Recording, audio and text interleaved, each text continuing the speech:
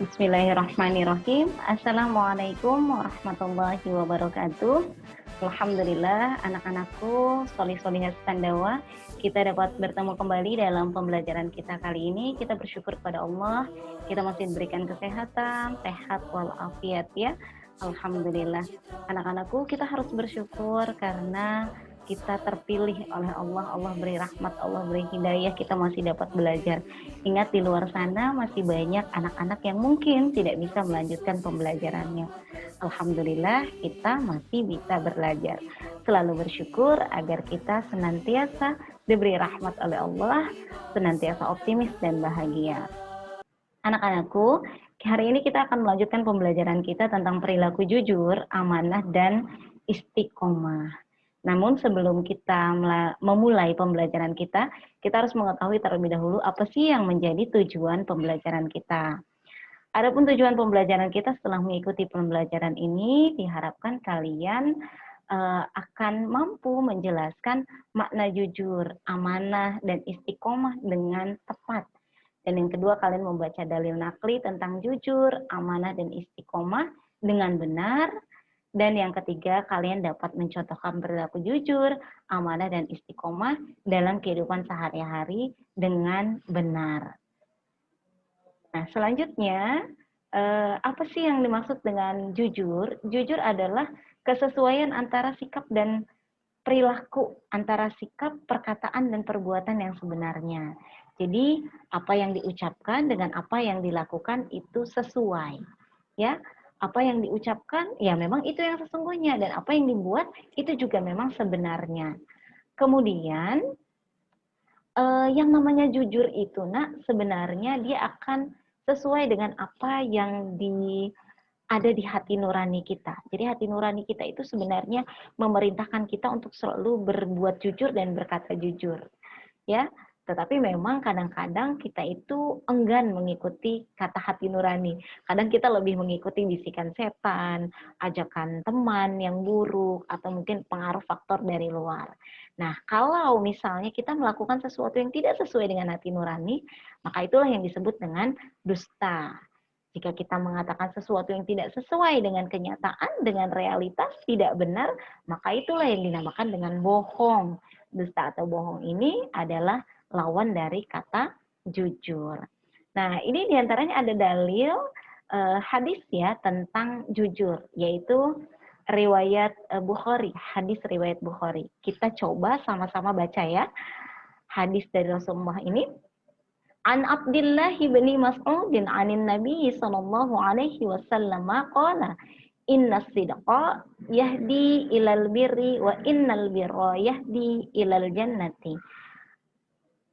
Ya, artinya dan dari Abdullah ibnu Mas'ud radhiyallahu anhu, Rasulullah SAW bersabda, sesungguhnya jujur itu membawa kepada kebaikan dan kebaikan itu membawa ke surga. Masya Allah, ya anak-anakku, jujur itu akan membawa kepada kebaikan. Dan kalau kita ingin ke surga, ternyata salah satu jalannya adalah dengan berkata dan berbuat jujur. Sebaliknya berarti kalau kita suka berbohong, berdusta, baik misalnya kepada guru, orang tua, teman, atau kepada siapa saja, maka itu akan menghantarkan kita menjadi pribadi yang buruk dan tempat kembalinya adalah neraka. Na'udzubillahi min dzalik. Nah, anak-anakku, kejujuran itu adalah akhlak yang mulia atau sering kita dengar dengan akhlakul karimah ya, dan tentu saja ini diajarkan dalam Islam. Karena ini diajarkan dan diperintahkan dalam Islam, tentu saja sudah menjadi selayaknya sifat jujur itu menjadi identitas seorang muslim. Apalagi Allah perintahkan dalam Al-Quran. Tadi dalilnya hadis. Sekarang dalil naklinya adalah Quran surat Al-Baqarah ayat 42. Coba kita baca sama-sama ayatnya ya.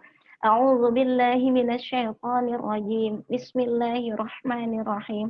Wala talbisul haqqo bil batili wa taktumul haqqo wa antum ta'lamun. Dan janganlah kamu campur adukan kebenaran dengan kebatilan, dan janganlah kamu sembunyikan kebenaran sedangkan kamu mengetahuinya. Quran surat Al-Baqarah ayat 42. Nah, jelas ya, di ayat ini Allah perintahkan kita untuk tidak mencampur kebatilan dengan kebenaran. Artinya, yang benar ya harus dikatakan benar. yang benar ya harus dilakukan dengan benar. Tidak boleh kita sembunyikan, tidak boleh kita campur adukan dengan kebatilan, dengan keburukan. Artinya ayat ini adalah perintah kita untuk berkata jujur, berbuat jujur, tidak untuk berdusta, tidak untuk berbohong. Masya Allah ya. Kita lanjutkan, yaitu perilaku terpuji yang kedua, yaitu amanah. Amanah itu apa sih?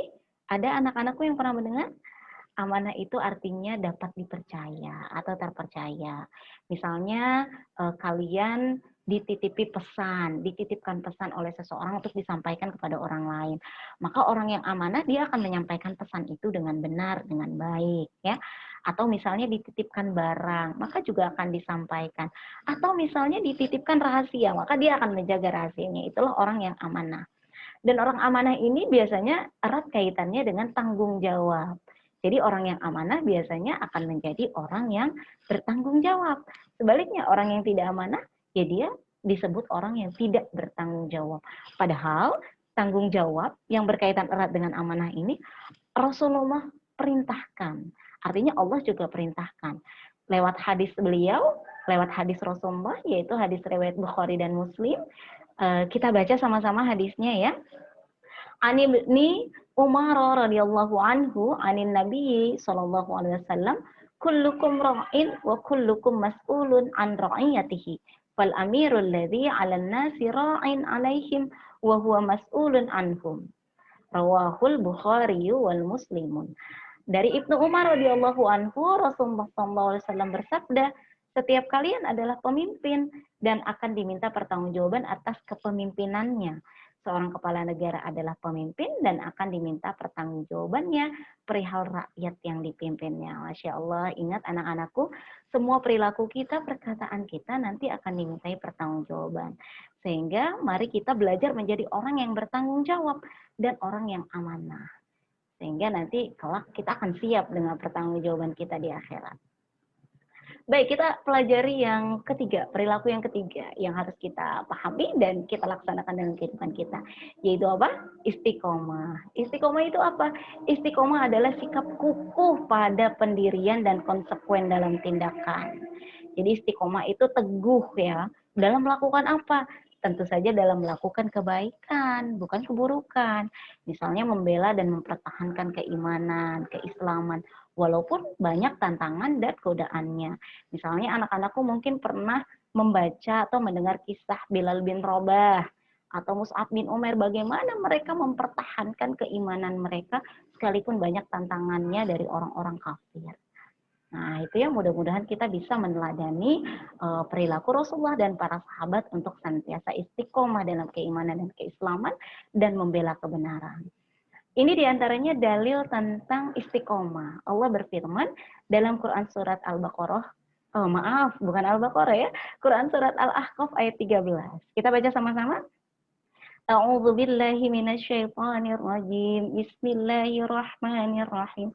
Innal ladzina qalu rabbunallahu tsumma istaqamu fala khaufun 'alaihim wala hum yahzanun.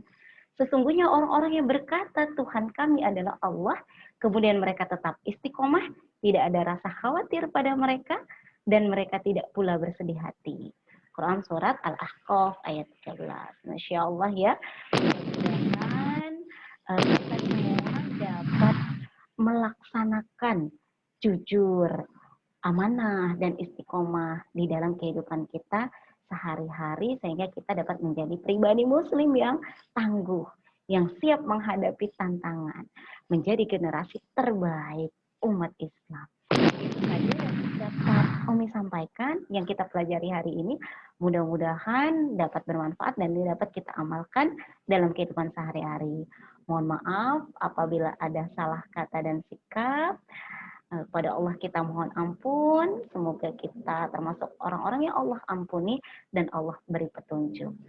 Billahi taufiq wal hidayah. Wassalamualaikum warahmatullahi wabarakatuh.